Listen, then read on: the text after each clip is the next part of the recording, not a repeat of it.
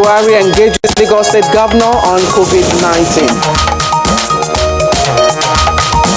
Few things that are brought to his notice, a few projects that are brought to his notice, and how we can collaborate, with the federal government, and also a few future projects that we're praying that he comes around, and help us commissioning.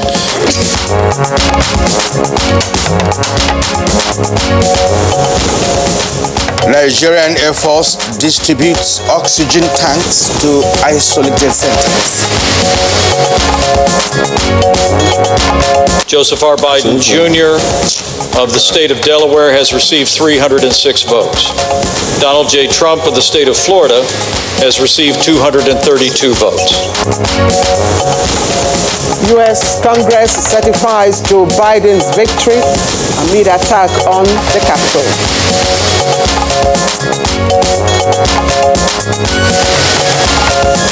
And on Good Morning Nigeria today, we will focus on issues in COVID-19 vaccines.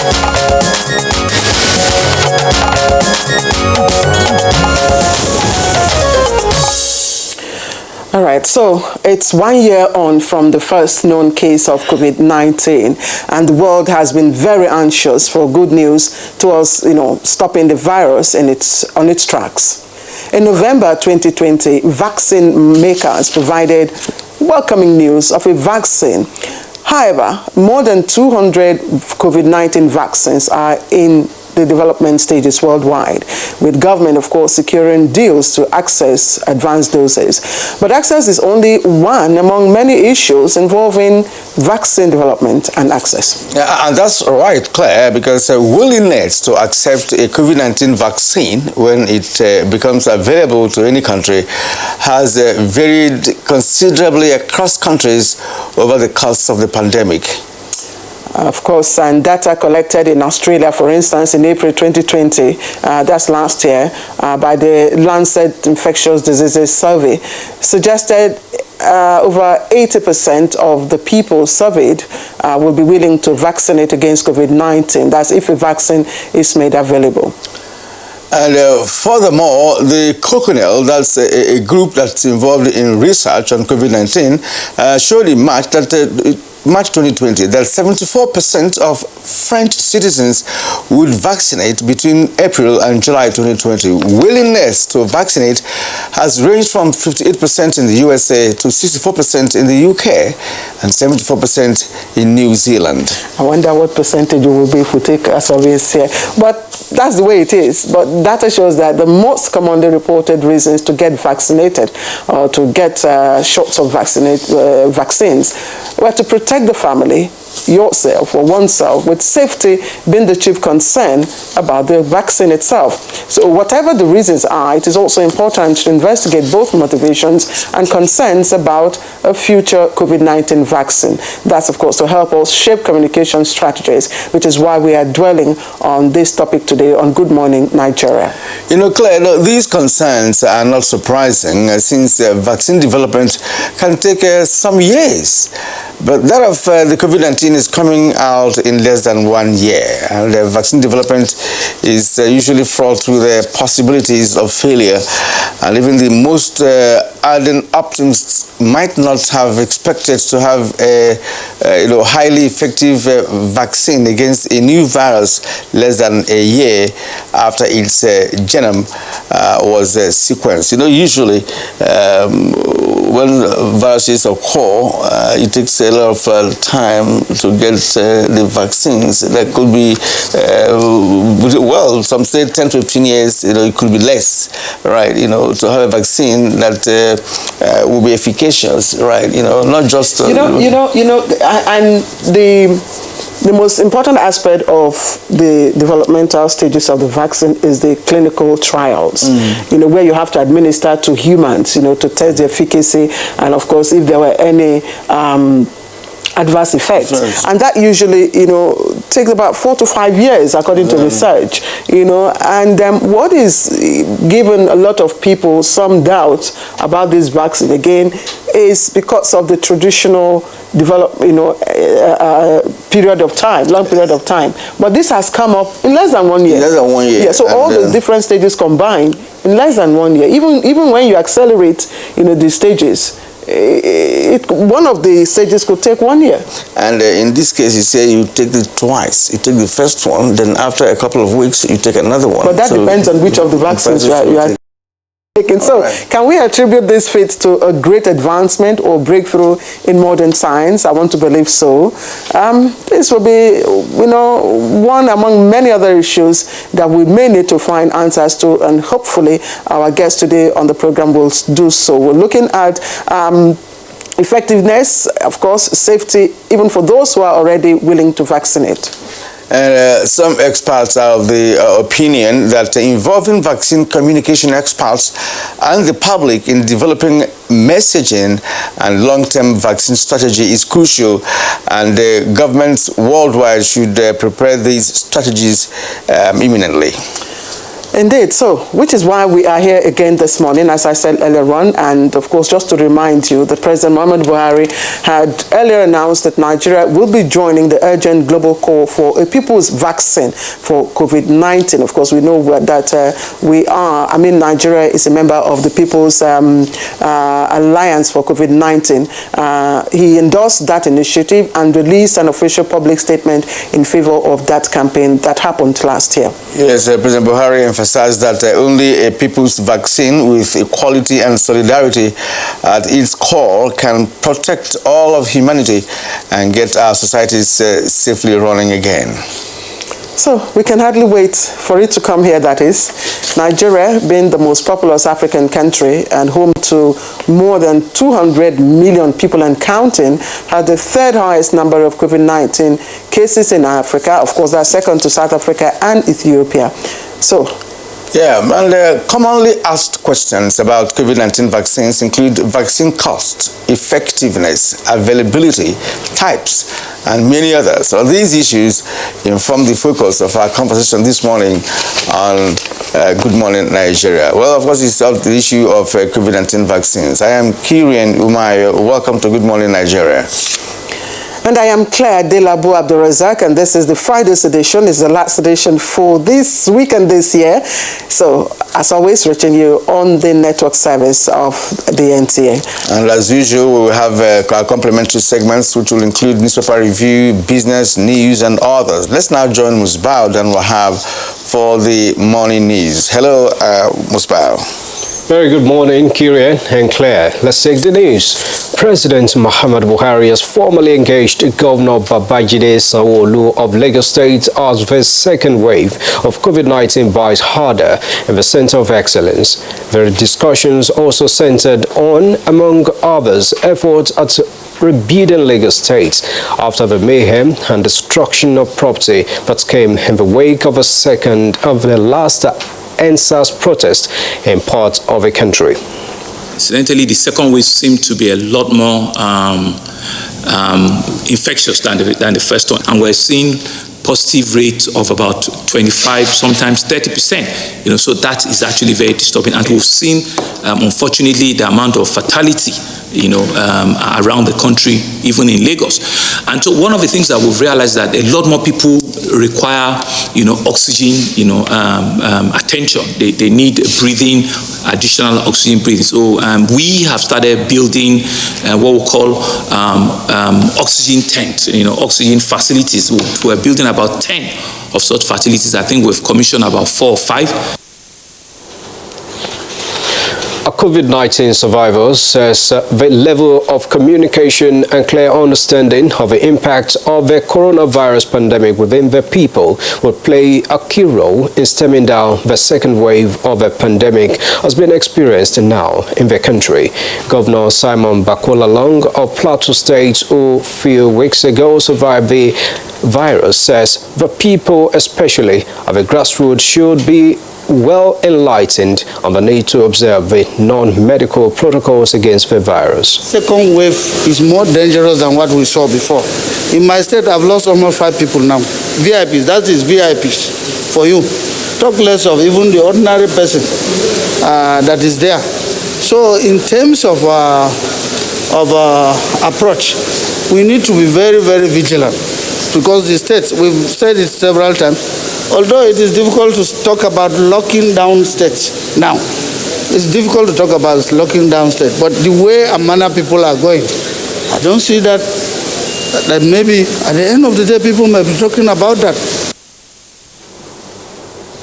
The governor, who spoke to the press after a visit to the vice president, says state governors are working in collaboration with the federal government to put an end to banditry and kidnappings in parts of the country.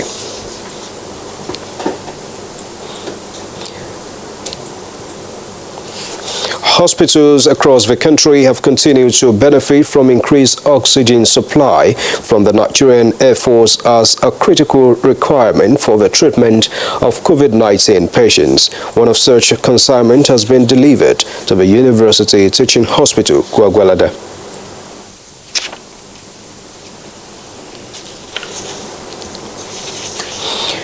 The U.S. Congress has affirmed Joe Biden's election victory after pro-Trump protesters stormed the U.S. Capitol Hill, wreaking havoc.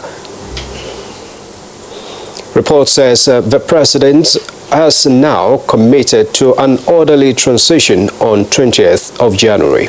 Delaware has received 306 votes. Donald J. Trump of the state of Florida has received 232 votes.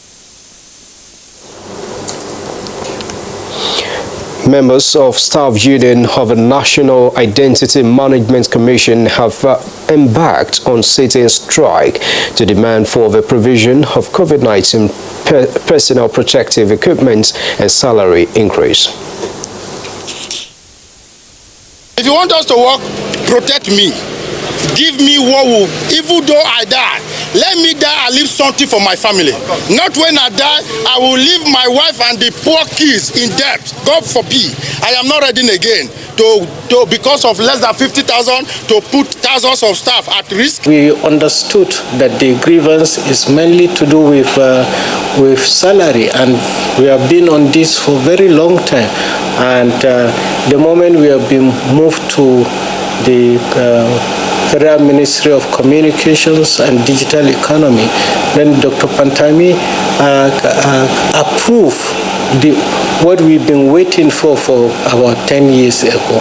So what I believe that I heard them say is that the budget came out and they did not analyze it, and they have not seen the increase in the budget. But the management team and also the union have been in discussion. Now, in order to promote constructive conclusion of a dialogue between the federal government and the organized labor over electricity tariff, federal government has directed Nigerian Electricity Regulatory Commission to reverse the recent adjustments in electricity tariff until the end of January 2021. In a statement, Minister of Power Saleh Mamman says the discussion or decision is to allow for the outcome of the resolutions from the federal government's Labor Ad hoc Committee to be implemented together. The federal government says it is committed to creating a sustainable, growing and rules-based electricity market for the benefit of all Nigerians. Now, the Nigeria Center for Disease Control, NCDC, has announced 1,565 new cases of COVID-19 across the country. Out of the new infections, Lagos has again recorded the highest number with 807 cases, followed by the FCT with 236. Kaduna recorded 79 new cases, Oyo 57, Plateau 47, Rivers 37, and Katsina 35. Other states recorded new cases are Edo and Sokoto with 30 new cases each, Delta 26, Kebbi 23, Ondo 20, Enugu 18, Abia and Ogun State 17 new cases each, Benue 16, Bayelsa 15, Bauchi 14, Niger 13, Kano 10, Borno 6, Imo 5, Ekiti 4, Osun 2, and Jigawa 1. The total number of confirmed cases in Nigeria has now risen to 95,934, with 77,982 patients treated and discharged. Unfortunately, 1,330 people have now died from the virus in Nigeria. About concludes the morning news highlights. Good morning, Nigeria. We'll continue with Claire and Kieran after the break. Have a good day. A scorecard like no other.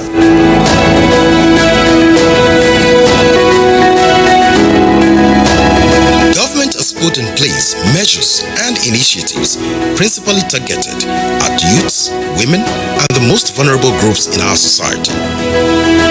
These included broad plan to lift 100 million Nigerians out of poverty in the next 10 years, the creation of 75 billion naira National Youth Investment Fund to provide opportunities for the youths, and the Micro, Small and Medium Enterprises Survivor Fund, through which government is A. Paying 3-month salaries of the staff of 100,000 micro, small and medium enterprises. B.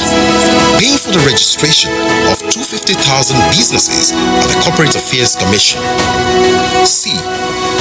Giving a grant of 30,000 naira to 100,000 artisans and guaranteeing market for the product of traders. These are in addition to many other initiatives such as farmer money, trader money, market money, N-Power, N-Tech, and N-Agro.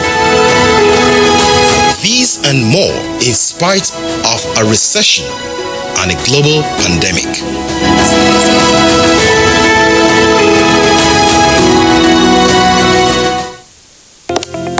Although social media as a channel of communication is inherently harmless, it becomes harmful and damaging when used without discretion and thoughtfulness. Bad social media users spread rumors and fake news without verification. But good social media users stop, reflect, and verify information before sharing it. Be a good social media user. Stop the spread of fake news. Verify the authenticity of your source and use social media responsibly for a better Nigeria. This message is brought to you by the Nigerian Television Authority, NTA, in collaboration with the National Orientation Agency.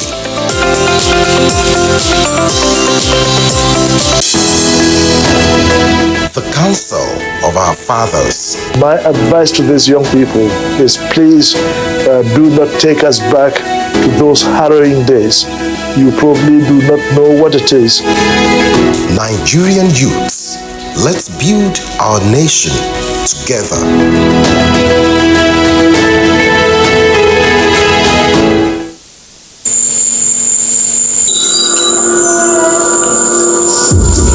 Life can be very eventful. We curiously expect things to happen, even when we don't know what.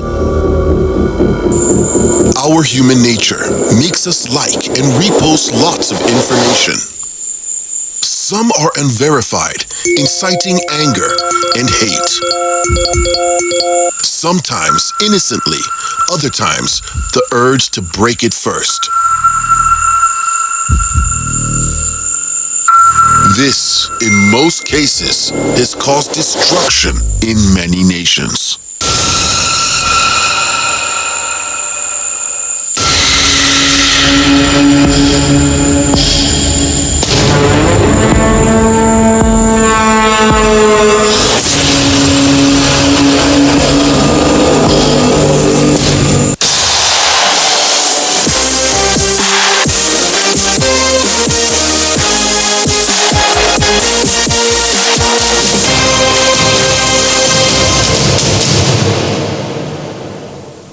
Dear customer, link your Airtel number to your national identification number today.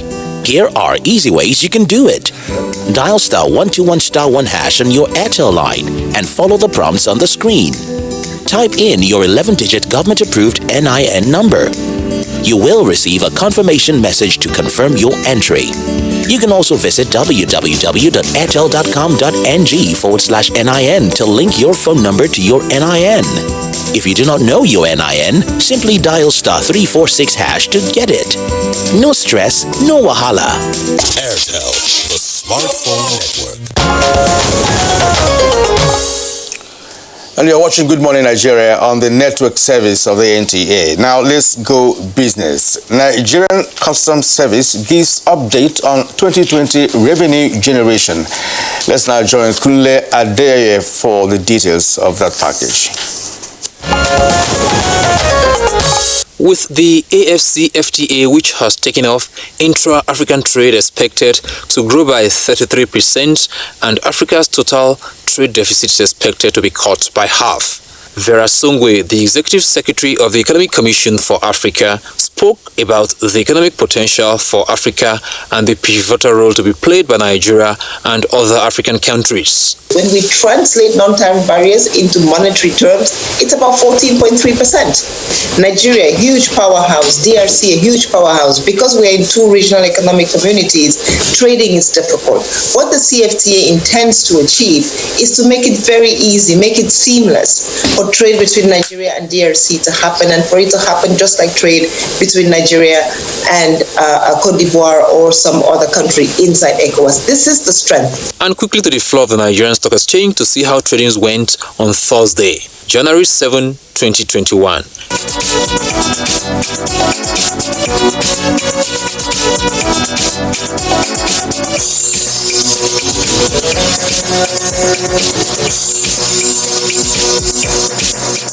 With business news, I'm Kunle Adeye.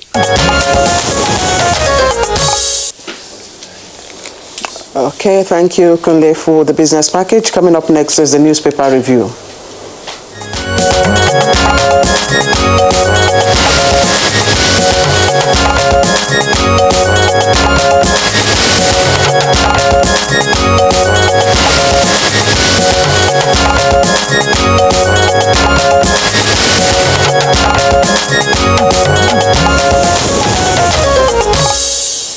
Let's welcome Bayo Atebi, reviewer. Bayo, good morning and welcome. Thank you, Kiria. Good morning. Good morning, Good Claire. morning, Bayo. Good to see you. Good morning, Nigeria. Kiria, go ahead. All right, now let's begin with the Nation newspaper. And above the nameplates of the Nation newspaper, I have a sex party, Kaduna PDP spokesman, 4 others docked. That's on page 5. NIMC workers strike, stalls name registration. EFCC to arrest touts. It's on page 8. Minimum wage deductions temporary, says Ganduje. 2 million IDPs in Northeast, says Minister. That's all on page 5. Now, the lead story this morning on the Nation newspaper is 30 minutes COVID-19 test kits for hospitals, says PTF. Then right after that, rising cases, deaths alarming. Now, there are other stories here. Well, Trump surrenders after failed coup. Pelosi, others seek a president's ouster. Stories on page 4. And now the picture story there is that of the Ghanaian parliament in a rowdy session after a member of the governing party moved to snatch the ballot box during a poll to elect the speaker. That was just yesterday. All right. It does appear that we're having a chaos in the parliaments these days across the globe. All right. That's all from the nation, Claire. Okay. Daily Trust is leading with a different story from COVID-19 and the issue in Ghana. It's on NIMSI. Staff strike cripples name registration, and the 3 riders there: centers locked in states, enrollees stranded. Commission apologizes over glitches, and 2 million added since December. That's the lead story. And the picture story: parts of a hospital and other buildings that were set ablaze by suspected Boko Haram members in Gaidam, that's Yobe State. You can see the different destruction sites there. Boko Haram abducts Yobe district head. That's the story that follows those picture stories. And treading at the foot of the paper, court restrains Ganduje from salary reduction. It's on page 12. India leads China, 3 others as Nigeria's export destination. It's on page 20. And AKK pipeline to make Kano Regional Industrial Hub. AKK pipeline to make Kano Regional Industrial Hub. It's on page 22. And stories below the nameplate. And COVID-19, don't be complacent. Vaccine won't come soon, federal government warns. And world reacts to Trump supporters' attack on the Capitol. It's on page 39. And federal government reverses latest electricity tariff hike. And that's on page 4. So that's the outlook from the Daily Trust this morning. So let's get over to Bayo Tebe. Thank you. Let's start with the electricity hike. The Minister of Power, Saleh Mama, has directed the Nigerian Electricity Regulatory Commission to suspend its January 2021 tariff adjustment. The minister says the NRC should sustain the tariff that is meant to up till the end of January. He says this is because the government and Labour are engaged in the joint ad hoc committee in discussion over electricity tariff. He said deliberations is to cover national mass metering, clamp down on estimated billing and services, as well as tariff and reduction in band A to C tariff. The minister has directed that Nigeria Electricity Regulatory Commission should inform DISCOs to revert to the tariff applicable at December 2020, and this should be sustained up till the end of January 2021. The federal government committee, which also include members of Labour, are in dialogue, and it is expected that by the time they finish the dialogue, these issues will be resolved. The National Identity Management Commission Senior Staff Association civil servants have down tools, and they say that they are on strike because COVID-19 scare. They proved this by saying that 3 of their colleagues have tested positive to COVID-19, and therefore they are protesting, and said unless protective equipment is provided them and also condition of services improve for them, they will not return to work. There were initiatives to organize a meeting yesterday, but that failed. But the hope is that by today, they will return to the meeting and ensure that the enrollment continues. The National Universities Commission has directed all universities to resume academic activities by January 18th. The statement to this effect was signed by the Deputy Executive Secretary, Chris Meyaki, and he says upon resumption, the universities are to observe full cycle of semester system consistent with the benchmark minimum academic standard, BMAS. Universities are to adhere to extant safety protocols of the NCADC. The NUC says that officers on grade level 12 and below are to remain at home for that period, for the period of 5 weeks as directed by the federal government. The directive to resume was reiterated, emphasizing an earlier circular that was dated 23rd of December. Public universities, it may be recalled, were closed down following ASU strike on March 2020. They suspended the strike after 9 months on December 23rd, 2020. The Katsina State government has indicated that 77 kidnappers victims have been handed over to it yesterday. Governor Aminu Bello Masari says that these were rescued in collaboration with Meyati Allah cattle breeders, the police, armed forces, as well as defense state DSS services. So far, 104 kidnapped victims have been rescued through the collaboration we started, and also saw to the rescue of 344 students of the Government Science Secondary School, Kankara. The governor said the process is ongoing and it is to ensure that nobody is harmed and further kidnap is stopped. The Commissioner of Police, Katsina State Police Command, also says that, yes, the bandits themselves say they want peace, and they are hoping that this strategy of discussing with them will be carried over to other states. And who is a bandit? You recall that the governor of Niger State, after visiting President Muhammadu Buhari, was lamenting that we call them bandits, but they are common criminals. This necessitated looking up who is a bandit, and the bandit is a robber or an armed band attacking travelers on the highway and running into the mountains. And that is exactly what these criminals are doing. What will be the subject matter for discussion with a bandit or a criminal? What is he going to get in return after the conversation? Are you going to engage him? Are you going to employ him? Are you going to pay him regularly on a monthly basis to sustain his life and that of his family? So that's the point. So he's sitting down and discussing with a bandit, for me, may not yield the desired result. Because after all said and done, if you can't engage him regularly and sustain his life and his family, nothing has been done. Because he may return after negotiation. Are you going to do a one-off, okay, perhaps you pacify them with money or something as a one-off arrangement? How's it going to work? I think if you are to engage bandits, yes, it implies that you know them, they are known, you know their identities. And when you know the identities of bandits, what do? Well, you invoke the law. It's not as easy as that. These are criminals who have kidnapped individuals. The security would put pressure on them, like what happened in the Kankara case. Incident. The security surrounded them. They knew there was no way out for them.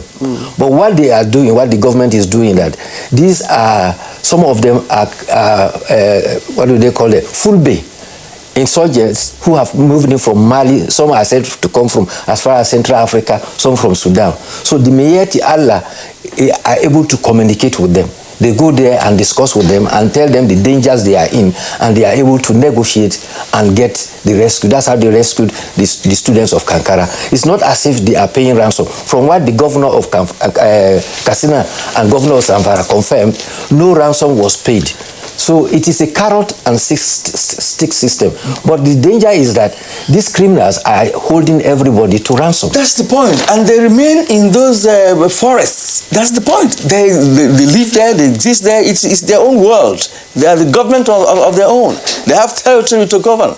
And they operate when they want to operate. That's undisturbed, unperturbed by anybody. So it means that we have a parallel in a government. Some are in the bush, some are in the, so it's unsafe, really, you know. And I think it's better for the country to really sit down, analyze the issue of banditry in this country, and address it squarely. If not, if they continue to live in the forest while we are here thinking we are safe, one day we might not be safe any longer. It is not only banditry. How did the kidnapping start? People who said that they were agitators, freedom fighters for their division, started kidnapping foreigners in the oil-producing area. Gradually, kidnapping has become a way of life. So anytime you encourage criminality, it gets emboldened, and everybody becomes a danger to that endeavor. Let's go to COVID-19 before time runs out on me. Indeed, it has. I'm sorry, it has. So we'll just quickly take a look at the editorial, which is on, of course, the developments in the US, and the editorial captures it as Trump's lawlessness and invasion of the Capitol. That's in the bid to stop the certification of the Electoral College vote by affirming the results of the 2020 presidential election won by the Democratic candidate Joe Biden. The crux of this editorial is, and I'll read out two paragraphs, says democracy is not always easy. That's The Economist in London described it as the trumped-up protest as at best a riot, at worst an insurrection.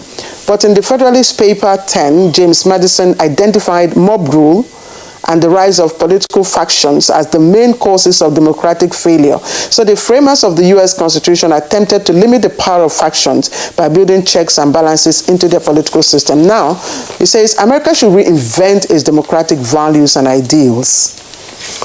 Well, it's not only the editorial of the Punch.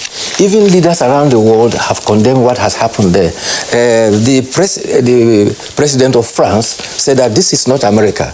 Angela Merkel says that she was angry by what she saw happening in America. Boris Johnson of United Kingdom has also condemned it. In fact, Russia said that the political system in America is archaic. That is why they are having the problems. After the popular vote, you still have to go to electoral college. You will recall that George W. Bush became president, not winning the majority vote, but winning the electoral vote. The same thing happened. Hillary Clinton won the majority vote. But eventually, what happened? Who became the president? Donald Trump became president because he won the electoral college vote. So these are the nuances. But Donald Trump coming into office had harped on right-wing sentiments, which has gone to divide America seriously. Already, as at the last count, they are now calling for his second impeachment because he doesn't deserve to be the leader of the free world. You know, one of the NATO officials this morning, speaking on, I think, on the BBC, did say that, well, democracy may be having its ups and downs in the U.S., but it still affords the best, form of, government. Yes. Regardless, he has put the blame of what is happening to democracy at the doorstep of the media. Media, which is, opening up all sorts of avenues for, speeches, what you call free speeches, according to him, and all that. So he's saying, look, media is also, complicit in all of this. I don't understand why you talk about media. Media is about making people know what is happening around them. There's no way you can begin to, hide what is happening in the open space. So that's not it for me. For me, America has its democratic system, which is unique to America. The collegial election I'm talking about, and of course the swing state system that they're using. So meaning that if you win popular vote, it does not necessarily mean you have won the presidency until you win from those called swing states in America. So that's the point. But what actually happened 2 days ago was that Trump incited in fact, he actually requested that what happened.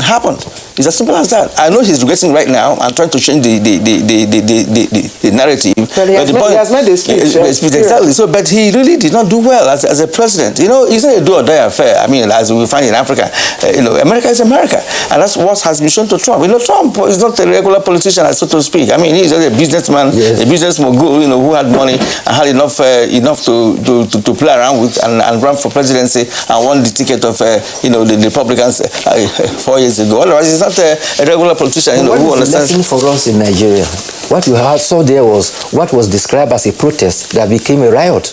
And therefore, whenever you have a protest that is amorphous, it doesn't have leaders, it will end up in a riot. We had that here in Nigeria, and we were saying... the issue for me here, the issue for me here is that if it were blacks that staged that riot yesterday, there would have been a different scenario.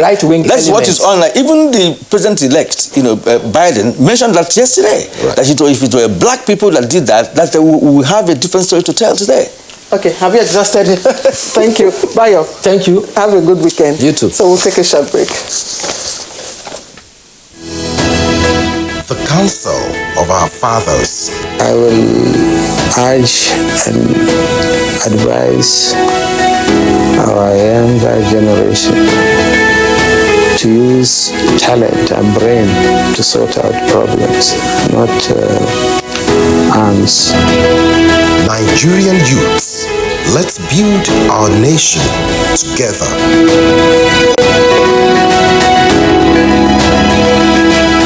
In my house, we may look alike, but we are very different individuals. My adorable twins, they look so alike, but they don't like wearing the same things. And my little man, I had to find out the hard way because I've been trying to teach him my way. He loves to learn his own way because doing things his way is more fulfilling. Everybody believes their way is best. That's why Golden Penny Pasta is our favorite meal because due to its non-stickiness, it allows me to satisfy everybody just the way they want it. Golden Penny Pasta, made with durum wheat, is tasty, nutritious, a source of protein and fiber, and non-sticky. So you can cook, serve, and eat your pasta just the way you like it. Go on and enjoy your Golden Penny Pasta the way you want it. With Golden Penny Pasta, your way is best. Nigerian youths are about the greatest assets the country has at the moment. It is therefore not surprising that the administration of President Muhammadu Buhari is strategically responding to the yearnings of the youth through multiple projects and programs. Youth entrepreneurship support years by Bank of Industry, the Youth Investment Fund by the CBN, and several other conditional cash transfer programs. Recruitment of 774,000 social workers, majority of whom are youths, and so many other projects that are beneficial to youths directly or indirectly. If the administration can do all this, definitely with a degree of patience and time, it can achieve more. Nigerian youths must come together to say no to terrorism, no to vandalism, and no to all disruptive tendencies. Hashtag Youth for Greater Nigeria, pacifying the youths, unifying the nation. These days, people get their news and information from more media sources than ever before. Some of the news and information given are fake, unverified, doctored, and manufactured to create confusion, stir disaffection, and cause disunity. Before you believe or share any news, ask yourself, is this real? Is it from a credible source? Is it verified or verifiable? Fake news is dangerous, whether you do it for fun or for political gains. Real people can get hurt. Fake news, don't create it, don't spread it. This is a public service announcement from NTA.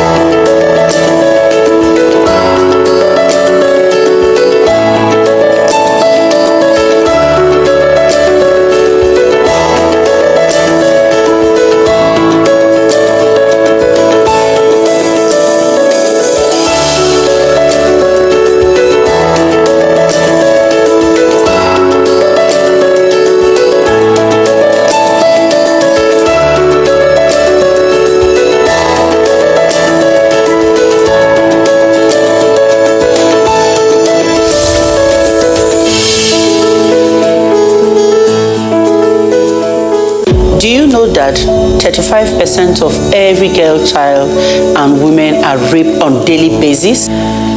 Some are killed in the process, some take their lives in shame, others remain emotionally dead for life. It is sad.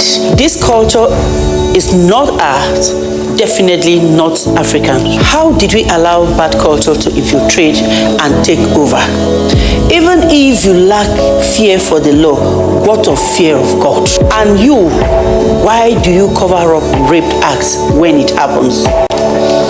Remember, a problem shared is a problem half solved. Never cover any rape act because a rapist is a murderer. It could be you or your loved ones next.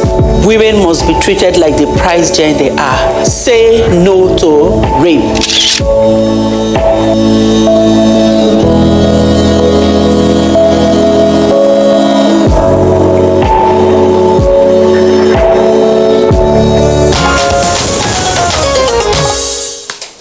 All right. right, if you've just joined in, you're watching Good Morning Nigerian, the network service of the NTA. Today we're looking at a very important topic, and that has to do, of course, with vaccine, COVID-19 vaccine. So before we welcome our guest in the studio, let's listen into this backgrounder put together by our correspondent, Dennis Adegunle.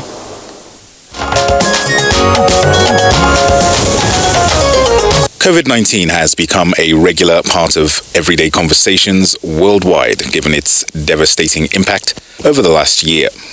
Many countries, including Nigeria, are now experiencing a second wave, and perhaps now is a good time to focus on vaccines currently on the market, as well as how and when Nigerians can expect to benefit from them.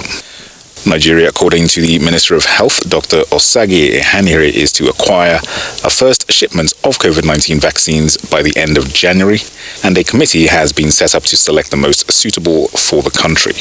It is now accepted that different temperatures are required to protect and preserve the different types of vaccines available, and this would be a determining factor in deciding the most appropriate for Nigeria. For the director of the Africa Center for Disease Control and Prevention, John Nkengasson, vaccination in Africa may not begin until the second quarter of 2021, saying that the need for cold storage of vaccines would pose the biggest challenge for the continent. An estimated 2.44 trillion naira is needed for the federal government to vaccinate 165 million Nigerians. 42 million doses have been secured for the country, which is a combination of all available vaccines on the market. However, the Executive Director, National Primary Healthcare Development Agency, Faisal Shoaib, says these 42 million doses will only cover 20% of the population, which is currently put at 206 million by the National Population Commission. Virologists stress that vaccinations are no substitute for adherence to COVID-19 protocols and the non-pharmaceutical measures of hand-washing, wearing of face masks, and physical distancing. They also express concern over a lack of facilities to store the vaccines and urge the federal government to build an effective work plan to ensure proper handling and application of the vaccines. Guests on Good Morning Nigeria will seek answers to some of these issues and more on the program shortly.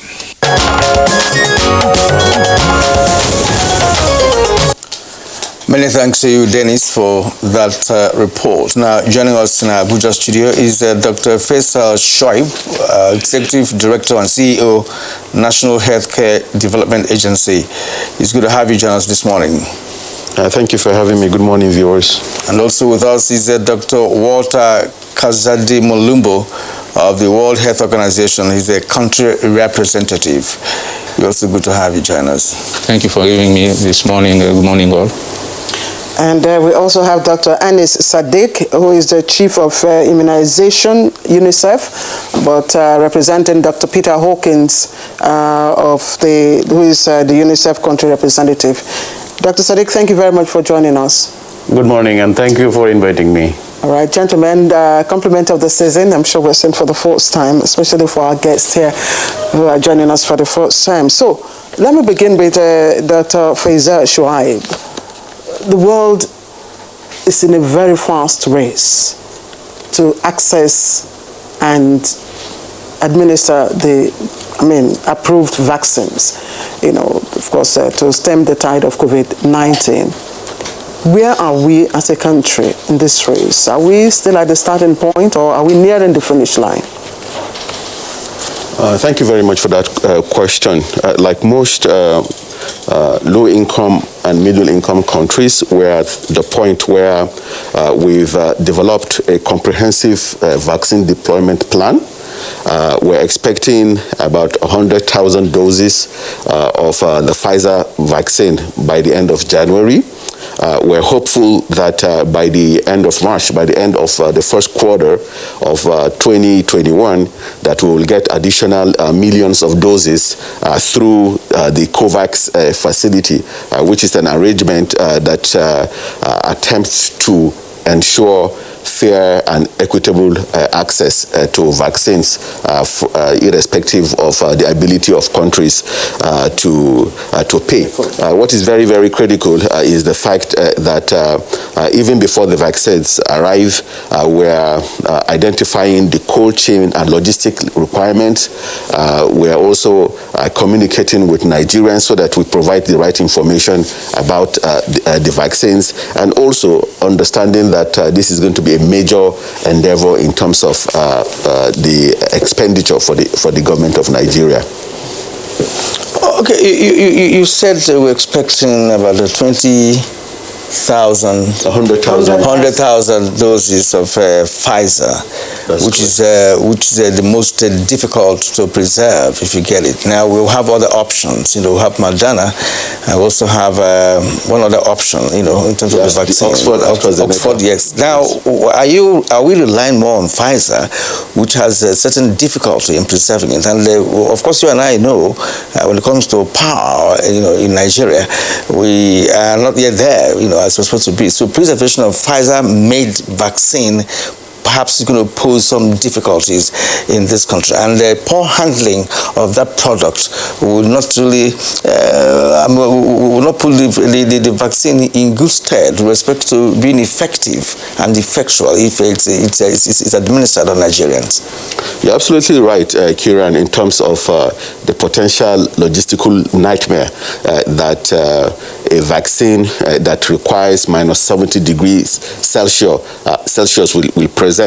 However, this is the vaccine that is available right now. So our preference, of course, will be to get a vaccine that can be stored between 2 and 8 degrees Celsius. That is the environment that most of our cold chain equipment currently present. However, we are also living, just like Claire mentioned earlier, in very difficult times where we're seeing increasing numbers of cases that will ultimately lead to increasing number of deaths. So this first batch of vaccines, although they are like a sprinkle, a drop in the ocean, 100,000 doses will go towards prioritizing our healthcare workers, those heroes of Nigeria who have really gone to the front lines treating COVID-19 patients, putting themselves at risk. These 100,000 doses will go to try and protect them. I hope that you probably read a few days ago when the president of the Nigerian Medical Association cried out about how we lost about 20 medical doctors, within the space of less than 2 weeks. Now, we cannot continue to lose health workers at that space without it affecting us negatively. So whatever vaccines we have to administer to these health workers. Nevertheless, with the 100,000 doses that we're receiving from the COVAX facility, we do have the cold chain, the ultra cold chain that is required to store them and keep them potent. So we're working together with the Nigeria Centers for Disease Control that already has this ultra cold chain equipment. They use them for storing their reagents. So all we need out of the 2,300 liters of space that they have is just about 500 liters, right? And they have that provided for the 100,000 doses that are coming. So the way the Presidential Task Force and the Federal Ministry of Health is looking at this is not to make permanent investments in ultra cold chain. We have invested over the last 20-30 years in cold chain equipment that are +2 to +8. So while we are focusing on getting the Pfizer vaccine right now, we are aware that the COVAX facility will be bringing in the AstraZeneca type vaccine by the end of Q1. So what it means is here is just a few doses to start with in the first phase, but additional vaccines that will work more for our environment will be coming. So this, before we escalate our conversation to other guests, this 100,000 doses that we're getting from Pfizer, obviously will just be for a handful of very critical people in need. So how would you ensure that you get the spread You know, so it's not isolated to, you know, just one segment of people. Right, so that is what I mean by the comprehensive deployment plan. So what we have done is we have mapped out who are the people that are the priorities, right? And we have segmented them into those health workers, right, that work in the isolation units, those people who are in touch with patients, including people that work... The first responders. Absolutely, the first responders, including people who work with them. So not just the nurses, doctors, and the midwives, but also people who clean the hospitals, those people that are support staff, right? Those are the people that are prioritized. And we already have the lists of these individuals who work in these centers all across the country, right? So these are the people that in the course of the next few days, we're going to get their names electronically into a database. Of course, we already have them manual type, but we want to put them in an electronic database. Those are the people that we will go to their health facilities and vaccinate them. This is what the Presidential Task Force has approved, and Mr. President has also approved that these are the most people that have really sacrificed for all Nigerians. They are the most critical people, and we show our appreciation for their sacrifice by prioritizing them. Okay, thank you. Dr. Walter Kazadi-Mulumbu of the World Health Organization. I don't know whether there has been an official statement from WHO with respect to the variables that we have now. We're talking about vaccine, the Pfizer, the Moderna, the AstraZeneca, well, Oxford. We have one from Russia. There's also another one from China, and what have you. What is an official statement with respect to this? Which one does WHO recommend for not just the entire world, but in fact for Africans especially? Which one does, of course, going by the what Dr. Fessa mentioned with respect to you know, the nightmare in terms of preserving these vaccines for administration on human beings. Yeah, thank you for your question. As you know, WHO was the initiator of this COVAX facility, and through that mechanism, WHO is working with Gavi and the Coalition of Epidemic Preparedness, CPI, to mobilize resources, but also to review evidence as they come in. So there is there was over like 200 candidate vaccines, and 50 are being monitored, and 10 are a very advanced stage, of which we have the Pfizer vaccine. That is presently the one that WHO has endorsed for emergency use purposes to start with. But there are also other stringent regulatory authorities that have endorsed others, like Moderna, as you said, and AstraZeneca.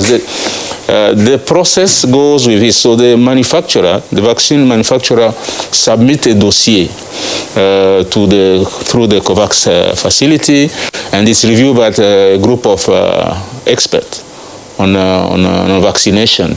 So, and after that, the dossier is also studied by some experts, the strategic advisory group of experts on immunization, the WHO, to review the safety, the efficacy, side effects, etc. So it's a whole portfolio. It's not about which vaccine is recommended for Africa or elsewhere. It's about which vaccine works. And they have to prove beyond any doubt that it's effective and it's safe. By any means, it is a concern to WHO that historically speaking, when we talk about vaccine production, it takes about 10 to 15 years to get a vaccine. But in this case, less than 1 year, vaccines have been rolled out. Is there a concern to WHO? Yes, in what areas? You know, as you know, these vaccines have been recommended, if I can say, for emergency use. Emergency use means an accelerated process to roll out diagnostics, therapeutic, or vaccine as soon as we have early indication that they can work. So it's done on a compassionate basis. For example, now, Dr. Faisal said we lost 20 doctors in a very short time. We are losing health workers in many countries. So rather than waiting for us to lose more, until we get the 15 years we are mentioning, as soon as we see some early indication of efficacy, WHO authorizes the rollout. It's really on a compassionate base. It's done. It's a special mechanism for diseases that are deadly. So it's not done for normal diseases. These are deadly and with huge impact. In the past, we did it for Ebola. So as soon as we see that they are working, WHO can recommend them for use, while we continue to learn more on the effectiveness. That's the principle of evidence use list. It's not a pre-qualification, which require a longer time. Okay, well, I will get back to this same question to look at what could have made it possible, given that research indicates that this will be the first time it will be administered, this kind of vaccine will be administered on a commercial basis on humans. And then we'll look at, some concerns about people. But let me come back to the Executive Director of National Healthcare Development. In your speech, you indicated your wish that the number 1 and number 2 and number 4 citizens of this country, have an open shots of the vaccines. Have they indicated interest? Have they confirmed willingness to do that live? We have not. We have not approached Mr. President and Mr. Vice President, but by their pedigree, we do not see any reason why they will not want to take the vaccine. We've had meetings, for example, where they have, asked about the vaccines in the engagement of the chairman of the presidential task force with Mr. President. Mr. President has always asked when are Nigerians going to get vaccines. So of course he's a Nigerian. What it means is that he will take the vaccine. So I have no doubt whatsoever that Mr. President has confidence in the vaccines. That is why he's asking for when Nigerians will get it. And when you see the numbers of people all over the world that are getting the vaccines, there is no doubt about the fact that these vaccines are efficacious. For example, the Pfizer-BioNTech vaccine is 95% efficacious, right? The most critical thing is that in Nigeria, even with the stringent regulatory agencies of United States, Europe, Canada, and UK having approved these vaccines, NAFDAC will also have to use reliance mechanisms to assess the vaccines and certify the vaccines to be used within Nigeria. And once NAFDAC says it is okay, then without a shadow of doubt. Okay, so let me get back to the WHO country rep. WHO has... We have not forgotten Ali Sadiq. No, I will get to him. Because he has not done his opening. I will get to him, I know. Sorry, Dr. Sadiq, just to give us a moment. The WHO had come out to, caution on the speed of transmissibility of the new strain and also the severity of the illness there arising from this new strain. Do you still have, and you have called nations to accelerate measures, protocol measures, safety protocol measures. What will the WHO love to see done differently? It has not been done, or it's not been done. Yeah, like you mentioned, it has been observed that where there is this new strain, the transmission seems to increase fast, and there are more people being affected. So it looks like the measures WHO has recommended at the beginning are facing some challenges, but there are reasons to that anyway. So they also it also happens when the world is gradually opening, schools have opened and the flight resuming. There is observation of general relaxation to observing the non-pharmaceutical interventions and social distancing, wearing face mask in public, washing hands, etc. So social distancing. So those measures need to be reinforced, because whether the new strain or the old variant, this method will still be effective. So WHO is advising countries to have a second look in the way we're implementing these measures and enforce them as much as we can. Yes, it's a challenge. So we are also advising countries who have the capacity to start doing the sequencing. So when they have positive cases, they try to see whether it's that new variant. If they don't have the capacity, we have a number of referral labs in the region where countries are advised to send the sample. But bottom line, all countries are requested to really enforce the non-pharmaceutical intervention and rely on tools that are working to continue to face the pandemic. So you do believe that's most effective? The measures are effective if they are implemented correctly. But as we can see all over the world, there is a kind of relaxation, and we need to go back to where we were before and strengthen those, emphasize them, enforce them. In fact, from what we have all witnessed globally, with respect to COVID-19, I think the non-pharmaceutical approach is quite okay. But these 20 doctors, you said, that died, I'm sure they protected themselves while treating patients, and they got it. I'm not sure any of them could have gone to treat a patient without having the protective. I'm not sure any one of them could do that. They didn't do it, but they got it. So let's also ask British questions about the the workability of what we're doing. Like you covered your face this morning, right? Which of all is the right thing to do. Good. Now, even when we have enough space here, you did it. That's a precautionary measure. That's interesting. But what worries me, and perhaps many other people, is the fact that those doctors who actually treat patients, they are protected. How come they got it? That's not the question. In any case, let's bring in the UNICEF man here, Anis Sadiq. If you listen to the other guests, you may want to raise one or two issues with respect to the vaccines we're talking about, and of course the new variant of COVID-19, which is has more, it spreads faster, and of course is more dangerous when it gets to a human system. Yeah, thank you very much. These new variants, of course, create a lot of tension around the globe, and of course, it's the epicenter is UK, and so far we know that almost 42 countries trying to close its border with UK.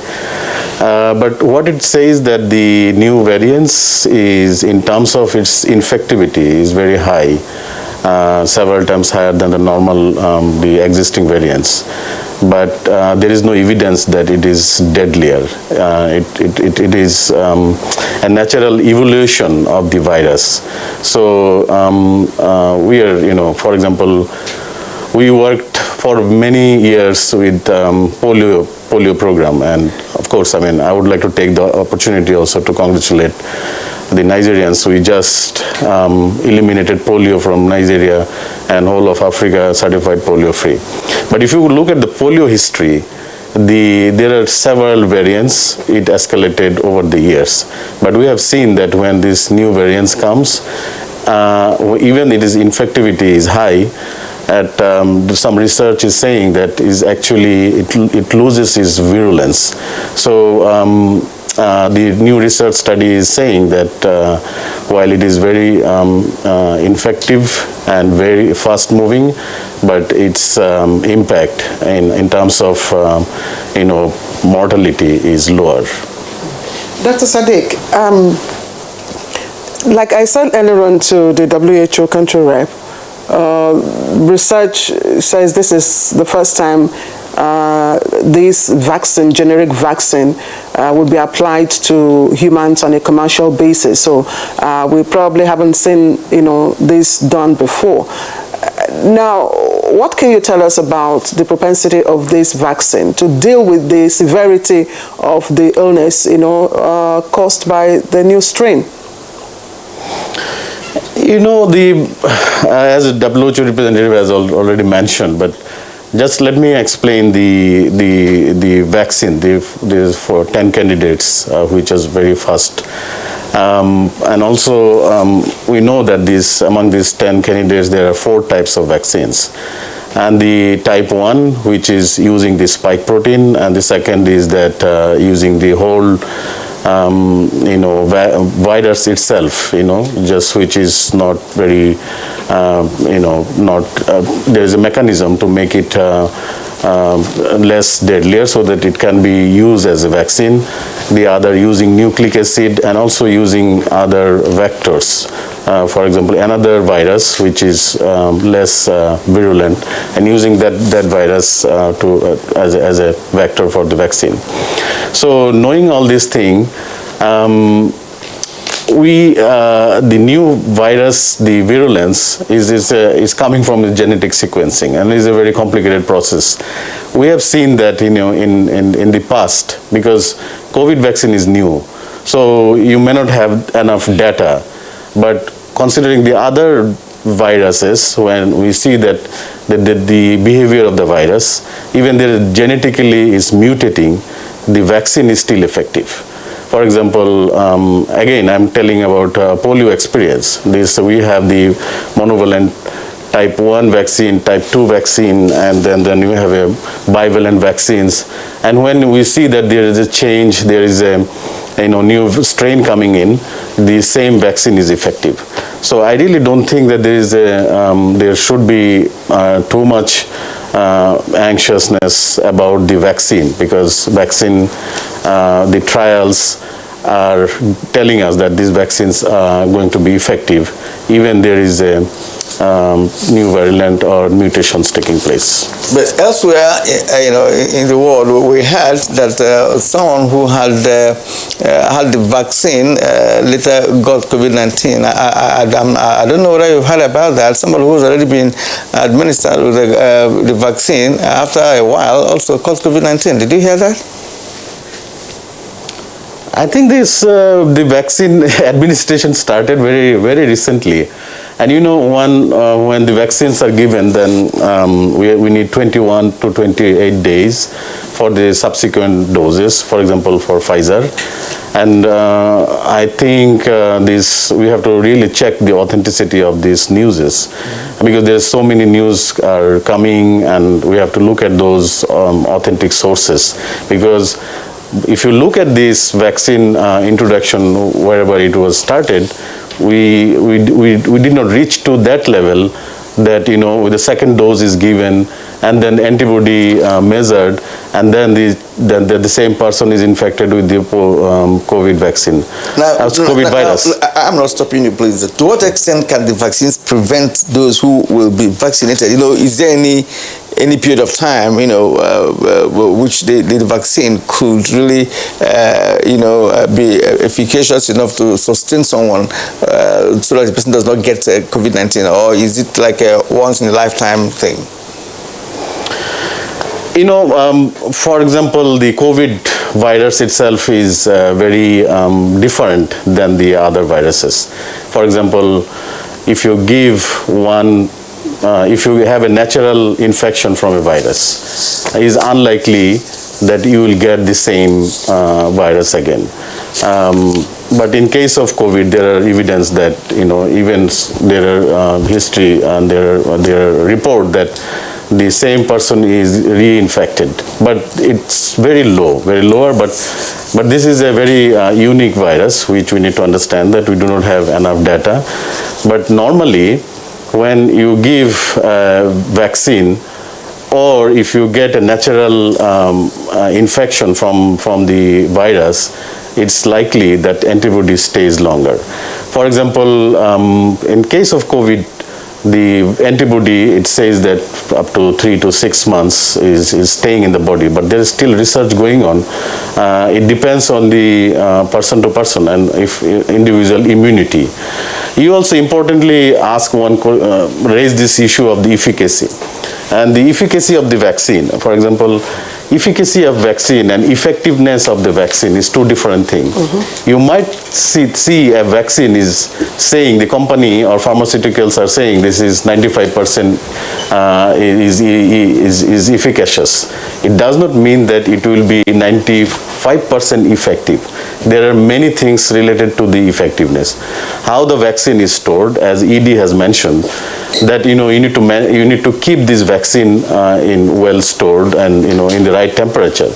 And when you take this vaccine from the storage facility to the distribution site, you have to ensure the cold chain. If you are not maintaining the cold chain, and then you will not find that the same vaccine is efficacious. So there are multiple factors. Even the human body, like every human being is different. Like those people having this, comorbidity, and those people having no comorbidity, the body is reacting differently. So most importantly, that we have to see that the efficacious vaccine, but we have to see the other element of effectiveness. So we are basically looking for like that as a good vaccine, and it is effective. So effective means that when it actually generates antibody in the body, and that body is able to prevent further infection. Okay, we have a number of tweets, but just before we take it, Dr. Shuaib, if you look at the different theories, surrounding why Africa and indeed, some third world countries have recorded very low caseload of the virus and indeed death, rates and all that. There's so many stories, and again, you consider the context under which the vaccines, have been produced and tried, quite different from our own, situations here in Africa and in Nigeria. And that probably was the prompt for some health institutions to advise that, countries looked for homegrown, solutions, to COVID-19. My question will be, are we considering that, and what are we doing? And then secondly, when we get the vaccines, are we going to subject those vaccines to our own, assessment procedures? Are we going to subject them to test before we distribute? Yeah, absolutely. That's what I meant, that by the fact that we're working with the regulatory agency, NAFDAC, that is purely within the remit of NAFDAC. Irrespective of the certification by the Food and Drug Administration in the US and other stringent regulatory agencies abroad, when that vaccine comes, NAFDAC has to go through all the assessments, even though it will use reliance mechanisms to look at some of the certification, some of the processes that have been used to certify the vaccines, but NAFDAC will still have to go through that process to make sure that it is good enough for Nigerians. And I am aware, and we're in touch with the DG of NAFDAC, trying to work to get the dossiers from these pharmaceutical companies, so that even before the vaccines arrive, the process would have started. So that is not anything to worry about. In terms of looking for local solutions to problem, of course, our scientists, for example, in our tertiary institutions, the Nigerian Institute for Medical Research, are involved in researches. Unfortunately, we have not reached that level where we will produce the vaccines, right? We lost our way, in the 90s. Right from the 60s, we used to produce vaccines. We used to produce yellow fever vaccines. But we wanted to switch from the local, maybe analog methods of vaccine technology of producing yellow fever vaccines to a more advanced form. We stopped the older way of producing it, but we never kicked off with the newer ones, and that is how we lost that ability. We used to produce it in the Yaba laboratory in Lagos. But let me take a few steps back just to address two very important issues that I think Kiran raised. Number one, that doctors, despite being fully covered, still get infected. Even when you use N95 masks like this, you don't reduce to zero, right, the chances of getting the virus. You only reduce it significantly, like up to 95%. So what we're saying is that by using non-pharmaceutical interventions, you reduce the chances of you getting the virus. I think we need to be very, very clear about that. Okay.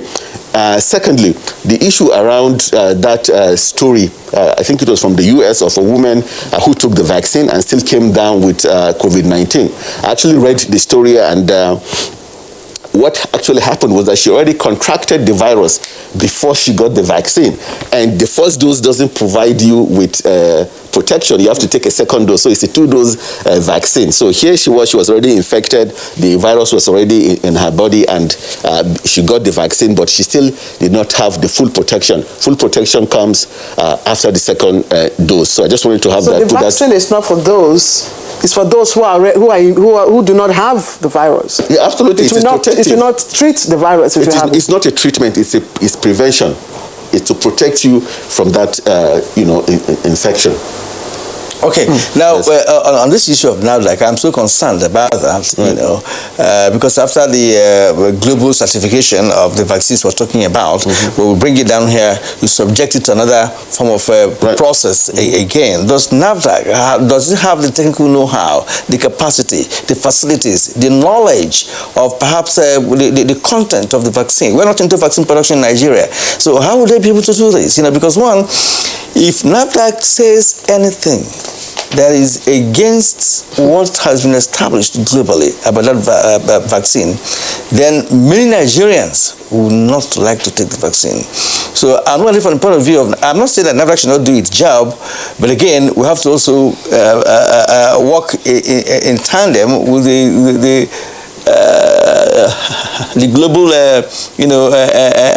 belief on the vaccine. Otherwise, by the time you bias Nigerians' mind on that vaccine, then we're going to have a very huge problem getting people to remember that at the incipient of this coronavirus, when vaccine idea was muted and the entire world were waiting for it, persons were from America, Nigerians who live in America or who live elsewhere across the globe were sending messages to Africa. Never you allow yourself to be given any vaccine. Now, whatever vaccine, it was like a big deal. Said, so look, if there's any vaccine coming from any part of the world, you should not take it. We don't want to reduce the population of Africans and stuff like that. I hope that doesn't occur if we're going to involve our local NAFDAC to start, another process of, investigating the vaccine. Kiran, 100% NAFDAC is competent. What NAFDAC will do is to look at the data from even more stringent regulatory agencies, work with the World Health Organization. So, for example, the World Health Organization has looked at the Pfizer vaccine and has given it the okay, right? But NAFDAC is going to take that data, assess that data. What it means is that instead of maybe the process taking 2 to 3 months, because that work has already been done, NAFDAC will again go through the process, and NAFDAC has what it takes. And the DG of NAFDAC, Professor Mojisola Adeyeye, is very competent, and she has very competent people. Some of these countries where all of these assessments take place have Nigerians, right? So we have very competent Nigerians that can do the job. So when you talk about those conspiracy theories around, they want to depopulate Africans, right? Those stories have always been there from anti-vaccination elements, right? What we always say is that there used to be a time, I'll give you an example, Karen, many decades ago, people were being jailed for even suggesting that the earth was spherical. Everybody believed that the earth was flat. If we said it was spherical, they say it was blasphemy, right? So it is with technology, with information, when we get better informed, people now realize, it is true, right? So for us that are in public health, for scientists, doctors, health workers, we have to put in the effort that is required to present the information, to create awareness about vaccines. We should not expect people who are not as informed to have the information, and we must listen to people. We cannot just push aside the concerns, the skepticism of Nigerians. We have to listen to them, but make sure that we also put in the effort, the resources, the communication, so that people understand why we are very confident that these vaccines are safe. It is not just a question of offering the vaccines, but doing also the work that is required. We had similar issues a few years ago with the polio vaccine, where people said it was anti-fertility. We had to do what? We had to take several steps back and go to the community gatekeepers, involve our traditional leaders, our religious leaders, explain to them what the vaccines were and how they will prevent people from being paralyzed. And this is very key with regards to COVID-19. Considering the behavior and complacency of people, risk communication is very, very critical if we are to get our set of objective. But let me again come back to Dr. Mulumbu. How much of immunity might this vaccine confer on the patient, the receiver? Would it mean that if you receive a shot or doses of the vaccine, you do away with you can no longer comply with the non-pharmaceutical measures?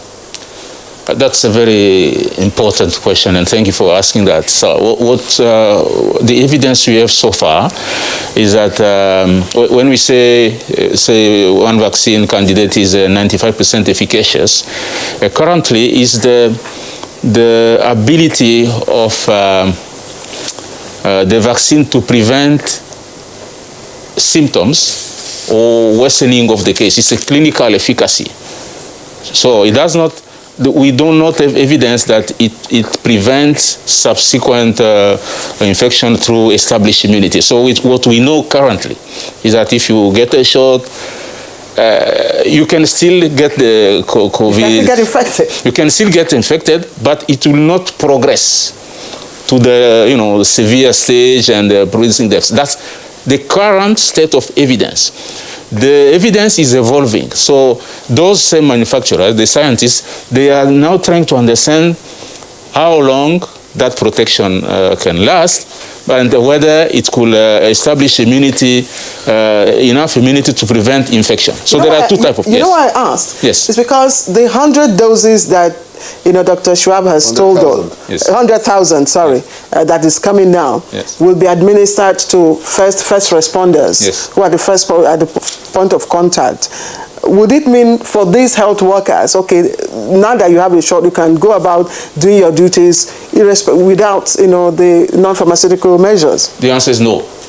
The answer is no, because you need to continue to protect yourself using non-pharmaceutical interventions. It's very critical because it's just 20% of, less than 20% of the population. So we are in the context where there's wide community transmission. It's very critical. So it goes back to the earlier question I asked you. The non-pharmaceutical measures are very critical. Absolutely. And that is why we will get back to maybe Kieran after your question. We'll come back to you to tell us, because he has said, look, you need to look at the approach again and to enforce it. We have to look at how we are enforcing it. The vaccines do not take the place, do not replace the non-pharmaceutical interventions. No way, no how. No way, no how. In fact, Doctor, what I said, fine, you're a professional, but you're talking about Nigerians, who are listening, who are watching this program. It does appear that these vaccines we are talking about it's not really going to solve the problem of COVID-19. When you take a shot, it's not enough. Until you do a second shot of it, within a period of 3 weeks, as the case may be. That's number one. Number two is the fact that this is a vaccine that came out less than 1 year after the discovery of the virus, which also is a sign that the world was in a hurry to come up with a solution. Let me correct that notion, Kieran. So when you say that it came out in less than a year, the work did not start just less than a year ago. So what has happened is that there were already researches that were already ongoing for several years. So you already had, for example, viruses. Yes, on viruses, exactly. But not in this novel one. Exactly. So the viruses are very similar, right? So this is not the first time we're seeing a SARS virus. But was this referred to as a novel when it came out in Italy? Exactly. So the exact virus. So what we're saying, for example, is in a family of viruses, this one is new because of its particular features, but it comes from a stem of viruses that are similar, right? Okay, so there are so many researches that had already been done on similar viruses, and there was already information, around how vaccines could be produced. So what we did in the last 1 year was to build on that information rapidly. That is what happened. So there was already a large body of evidence that existed. You understand? So it's just like the Ebola vaccine as well, right? It came out in a relatively short time compared to the 10 to 15 years, again because of the need. So like they say, necessity is the mother of invention. So what we did was to now fast track some of the latent researches that were already there by putting more money, investing more money. So rich governments, rich individuals, organizations like the Bill and Melinda Gates Foundation now funded a lot of researches. World Health Organization funded a lot of researches. So money was pumped into research to try and quickly develop it. If not for the fact that we had a pandemic, maybe the precursor to this virus will have been sitting somewhere in a laboratory. Nobody will have bothered about it. Okay. When Claire was asking a question with respect to what we're doing locally, the precursor, as you rightly pointed out, could be in Nigeria. But I don't know how much research we're carrying out. Dr. Molumbo, I want to know the role WHO played, because I know that when this virus broke, from Wuhan, then America and so on, WHO was blamed, for not playing a key role in actually understanding the behavioral pattern of the virus, the biological behavior of the virus, and what have you. And what is the role that the WHO played in this issue of vaccines? Were your personnel, involved in this, the evolution of these vaccines? Because of course you have given it a nod, especially that of Pfizer, that could go on, irrespective of the fact that Pfizer has its own issues of preservation and what have you. Thank you. So, as I said before, WHO is a strategic advisory group of experts on vaccine and immunization, the SAGE. And that's the group. It's a group made of 15 experts, well-renowned experts in vaccinology and immunization. They have strict guidelines to review the quality of evidence, and not only for this vaccine, for many other vaccines. And based on stringent criteria, they can either endorse or not endorse a dossier for vaccine rollout. And that's what has happened to the Pfizer vaccine. And there are others, another two that are at advanced stage that may become also, Moderna? Hasn't Moderna been approved? Moderna has been approved by stringent regulatory authorities in the US, and yesterday it was approved in Europe, the European Medicine Agency. But the dossier is with the SAGE, and a decision will be reached between February and March normally. What will be AstraZeneca? AstraZeneca also, WHO received the dossier, and also another WHO decision is expected late January or in February. So the one from Russia? Okay. Yes. So I don't know which one you are talking about. If it's Sputnik, the dossier has been received, it's been reviewed. But let me come back to this issue of vaccine and the 20%. Can we just put you on hold? Yes. Let's just put you on hold. Please don't forget your thoughts. We'll just take a short break. When we come back, Dr. Molumbo will continue with his contributions.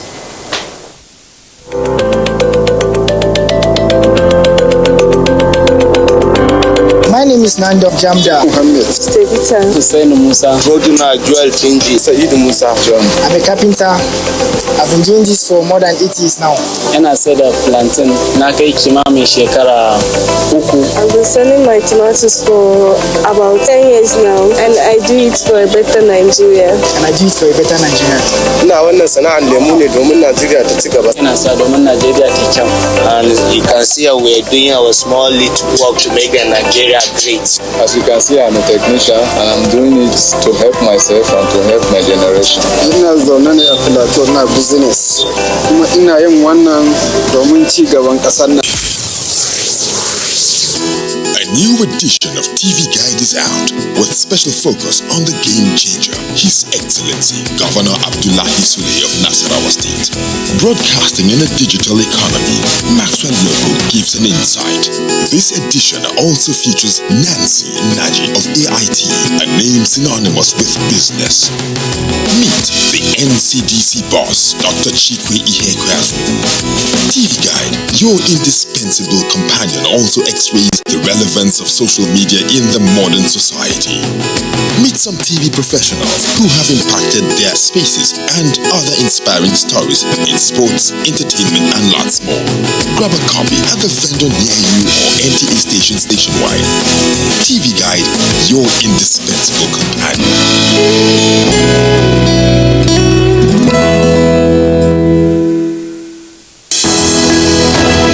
Dialogue, empathy, love and unity. These are vital components of nation building. For all to be well, we appeal that we should refrain from volatile, provocative, inciting messages and language. Let's build and not destroy.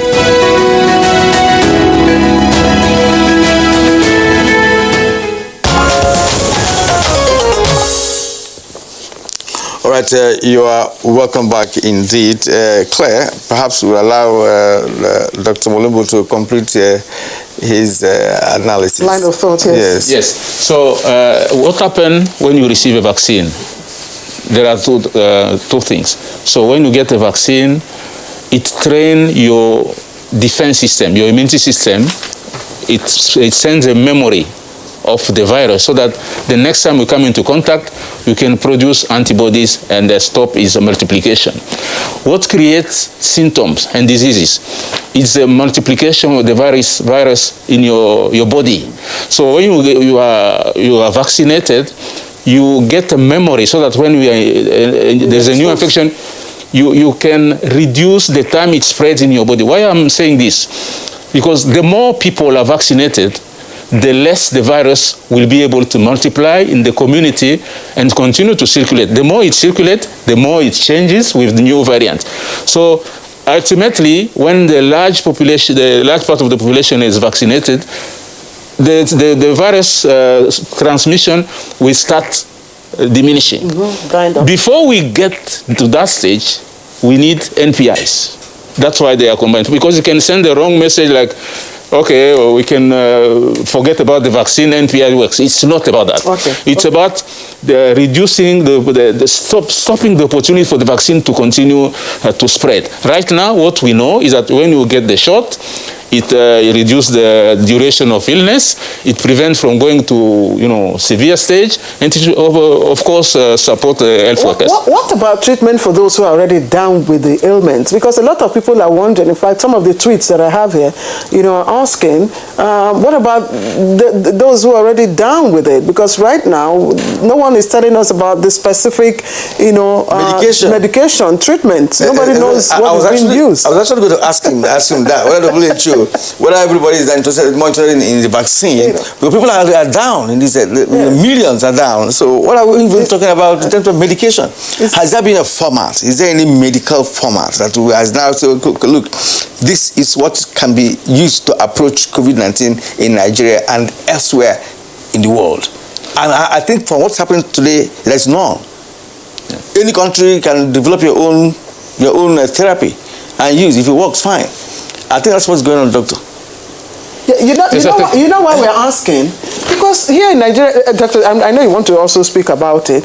A lot of people are coming up with, herbal remedies, quite alternative herbal remedies. People are telling you, look, you use, here they tell you bitter cola, vitamin C for treatment, steaming yourself for treatment. So do we have any clinical approved treatment for COVID-19? I think that's a major question everybody will answer. But please, let's take some of our tweets.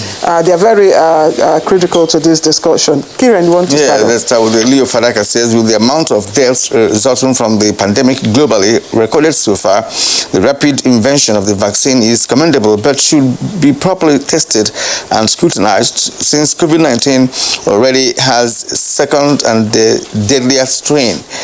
Stay safe. COVID-19 is real. That's from Leo Fadaka. Okay, Comrade Ngala has, I've already taken his question. Is the vaccine free? That will be for Dr. Shuaib. If yes, is it for prevention or for only COVID-19 carriers? And I think that Pedemosi Harina has also, his tweet has also been explained by Dr. Shuaib. He's saying that some people view that this is an attempt to create a new world order. Akimbo Professor says, we can only win the war against COVID-19 by vaccinating all Nigerians. Federal government must find the money to purchase millions of the vaccines and put huge effort into organizing the infrastructure and staff required for rollout to ensure all Nigerians enjoy the benefits of the vaccination. And Yunusa Idris is also of the opinion, and he says he's appealing to the federal and state government to quickly procure the vaccine. They're running out of time. He hopes administration of the doses of the vaccines will be effective in Africa. Abu says, is it possible to close the UK-bound border to prevent the new strain of COVID-19 viruses into the country? But Abu, it's only in UK that we have this new strain now. It's happening in other parts of the world. So we understand his concerns. It's based on, as the professionals have said, it's based on mutation of the virus. So it's a natural phenomenon with the virus. So it's mutating, and of course, what happens is that when it mutates, has changed. The strain has changed. Yeah, I hope I'm right. All right. Law Alpha say government should intervene in the procurement of effective vaccines from all parts of the world to survey the situation and mitigate impact of the second wave of the pandemic, while also trying to come up with a local vaccine. Festus, Nigerians must not fall for many conspiracy theories surrounding COVID-19 vaccines, which are designed to cause anxiety and undermine confidence in the vaccines. The fact that the vaccines were developed too quickly does not make it unsafe. I can't wait to get mine. Okay. Terry Jack Solomon is raising a point. He says while government is making effort to secure deals to access advanced doses, willingness to accept a COVID-19 vaccine here is another. The FD must not make mistake of procuring less potent and reactive ones for Nigerians. Festus, Nigerians must, No, Akeju Alabaju said, my plea is that we should allow the access to vaccine to be universal without any form of discrimination or status symbol. Viano Bimbo, federal government must tell Nigerians what we need to know about a COVID-19 vaccine and answers to the most common questions. Well, that will depend on what you want to know, which is why this program, we're having this program today. Dele Jack Solomon, had him before. Let's take Suleiman Babagana. The upsurge in the number of cases in the country calls for the government to be far more committed in its efforts to acquire the vaccine in order to prevent further spread and hospitalization, despite the fact that God so kind has made our case less deadly than other places. And then Elijah Musa Mohammed Hadiji says, I commend the efforts of those who worked around the clock to develop the vaccine, which now serves as a remedy for COVID-19, although I would have recommended that Nigeria developed a local content of it instead of importing it. What works elsewhere may not work here. Steve Bond is asking what type of vaccine are we bringing? Is it Pfizer or any other one? Well, of course, Dr. Shoaib has told us it's going to be the Pfizer, at least for the first 100,000 doses. Okay, the issue, Emmanuel Etimokon, issue of the potency of the vaccine and our port storage facility is very important. What is the cost of airlifting Nigerians to be vaccinated with it? He says, okay, so he wants, it should be quickly considered. After all, we are made to send our samples for analysis abroad rather than revitalize the laboratories. Laji Musa, we've taken one of your tweets, so I think that should be all the tweets we have. So, gentlemen, let's quickly, before we take, if we have treatment for, clinical treatment for those that are already down with the virus, I'd like to bring in Anis. Anis, if you look at the new strain and, you know, the spread right now in Nigeria, we're told that even children, you know, are coming down, you know, with the virus. The youths are also coming down with the virus and all that. Within this context, how would you advise the distribution of the 100,000 vaccines when we do get them? Should children and this category of people be included? Thank you very much. I think the Executive Director of the National Primary Healthcare Development Agency has explained that the first shipment, 100,000 doses, will be given as per the priority. Then the first priority, the healthcare workers. Nevertheless, I know government has a plan to bring more vaccine, as they're saying, like 42 million doses for 20%. And on top of that, government has also planned using its own resource to bring more vaccines. So it's a strategy evolving.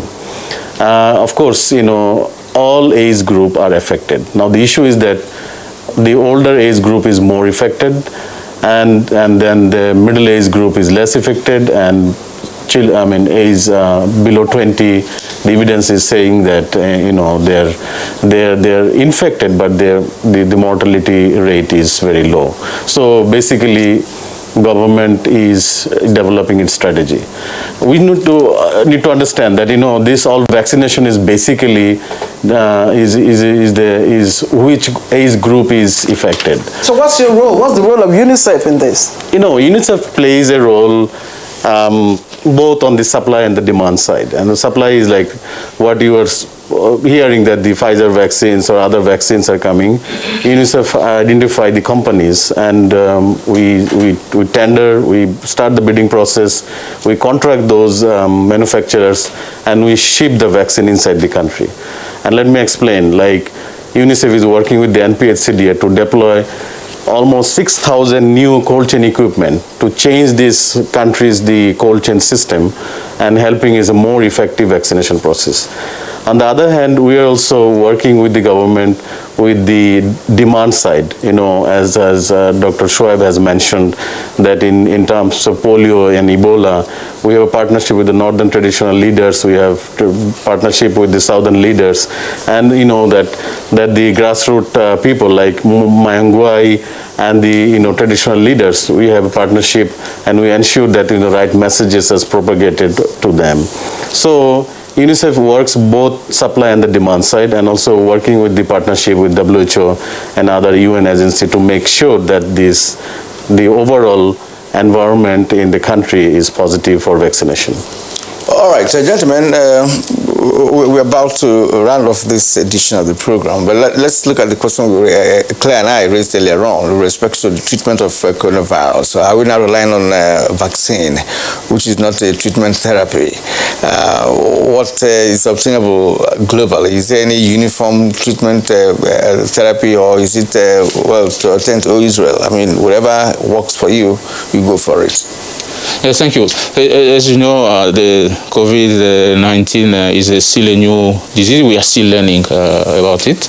And WHO, since the beginning, launched the ACT accelerator, Access to COVID-19 Tool Accelerator, which is the therapeutic branch, diagnostics, and the vaccines branch. So, and on the treatment, WHO launched Solidarity Trial and invited the country to share information on different therapeutic they are implementing. But for the COVID-19, the recommendation is, you know, treating symptomatically and supporting the patient. If he needs oxygen, provide oxygen. If he needs a ventilator, provide ventilator. And for now, the only, and based on existing evidence, the only treatment that has been recommended is dexamethasone for use in a severely ill patient, because it shortens the disease and prevent and improve the outcome. For the rest, many countries, many scientists are still studying. The standard protocol is to the virus, most of the time there's no specific treatment. It's symptomatic treatment. We treat fever, we support the cardiovascular condition, etc. So it's really about strengthening the existing health system and support as much as possible until the patient could shed the virus. So that's where we are now in terms of treatment. But studies are still going on, and we get more and more information. It's possible that in the near future we may recommend more. Okay, Dr. Shaib, when are we expecting the vaccines? That's one. How long will it take before administration to those who need it? That's two. And who pays for it?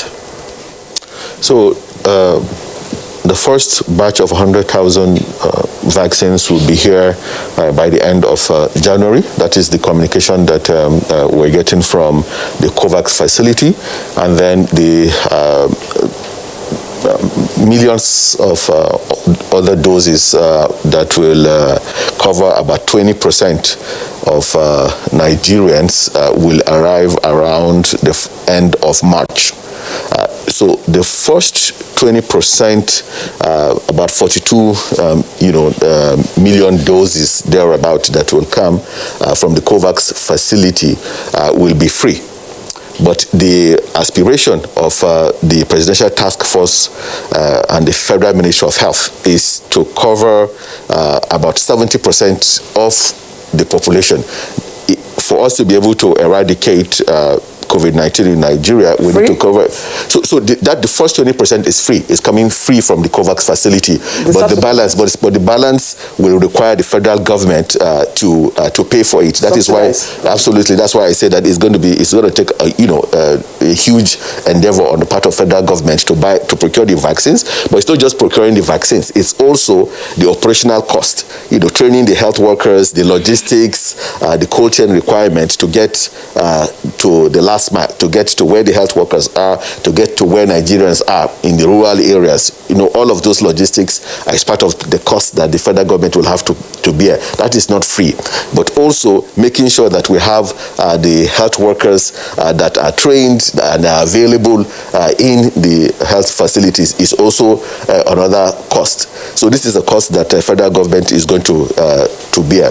This is why it is very important that even before the vaccines come, that we communicate very clearly the safety of the vaccines, and we demonstrate how safe they are, and also engage those people who do not understand, and are skeptical about the vaccines. So I'll tell you, you see, one of the last barriers to eradication of poliomyelitis in Nigeria was hesitancy, especially in northern Nigeria, okay? But one of the interventions that finally broke the camel's back, I'll give you two interventions. So our engagement with traditional leaders, local leaders, the gatekeepers, religious leaders, very, very critical, to get community buy-in. But even after that, there were still a few elements that did not want to take the vaccine.